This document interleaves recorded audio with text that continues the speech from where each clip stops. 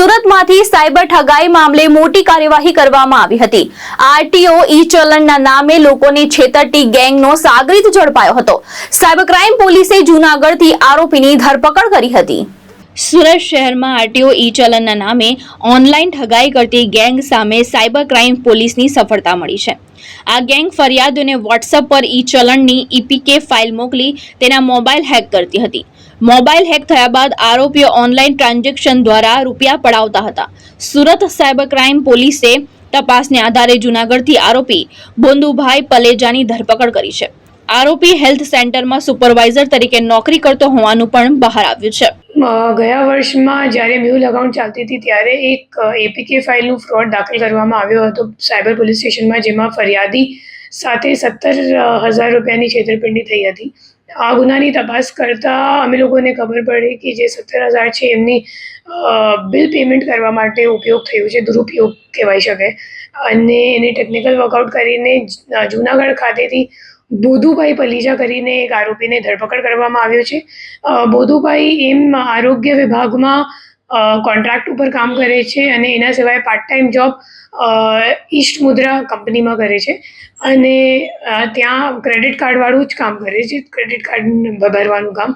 એમની પાસે 2 credit card છે, બેંક ઓફ બરોડા અને આઈસીઆઈસીઆઈ બેંકનું, અને બંનેમાં ફ્રીમાં બિલ પે કરવાની એમની જે નાસ્તો ફરતો આરોપી છે એમની સાથે સંકલન થઈને એમની પાસેથી ભરવામાં આવ્યું છે।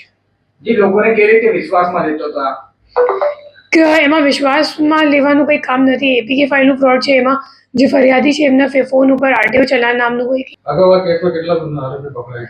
આ પહેલું આરોપી છે અને ઓલમોસ્ટ રિકવરી પણ આના પાસેથી થઈ જશે। કેટલા સમયથી મેં કરતો? આ ઘણા લાંબા સમયથી આ જ કામ કરે છે, 13 વર્ષથી આરોગ્ય વિભાગમાં છે અને ઈસ્ટ મુદ્રા કંપનીમાં લાંબા સમયથી કામ કરે છે।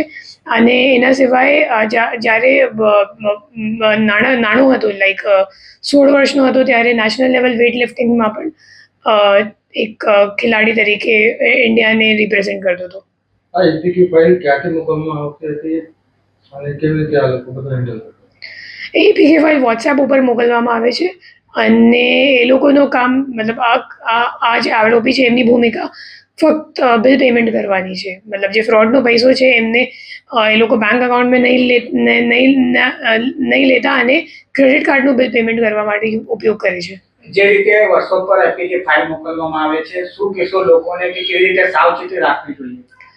તમને અગર કોઈ પણ પ્રકારની એપીકે ફાઇલ તમને સોશિયલ મીડિયા પ્લેટફોર્મ પર, ટેલિગ્રામ અથવા તો વોટ્સએપ મેસેન્જર ઉપર આવે તો એમને ઇન્સ્ટોલ નથી કરવાનું, કેમ કે એપીકે ફાઇલ એટલે એપ્લિકેશન ફાઇલ, અને જે તે એપ્લિકેશન તમારે જે કંઈક એપ્લિકેશન ફોન ઉપર ડાઉનલોડ કરવાનું હોય તો એ તમારે ફક્ત પ્લે સ્ટોર ઉપરથી જ ડાઉનલોડ કરવાનું, અને કોઈ પણ ચેટ વગેરે ઉપર આવે તો એને ડિલીટ કરી દેવાનું અને સામેવાળાને કોલ કરવાનું। મોટાભાગે અગર તમારો કોન્ટેક્ટવાળો કોઈ વ્યક્તિ હોય તો એમ આશંકા છે કે એમનો ફોન કદાચ કોઈ હેક ઓલરેડી કરી દીધું હોય અને એટલે તમને તમારા ફોન ઉપર એમના ચેટ ઉપરથી મેસેજ આવે છે, તો પછી એમને આ બાબતની જાણ કરવી। ભાવેશ ઉપાધ્યાય, દ્રષ્ટિકોણ ન્યૂઝ, સુરત।